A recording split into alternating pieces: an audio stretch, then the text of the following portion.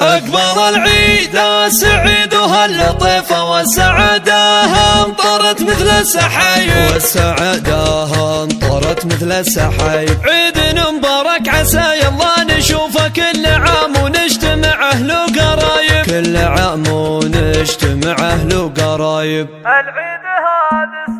العيد هذا السنة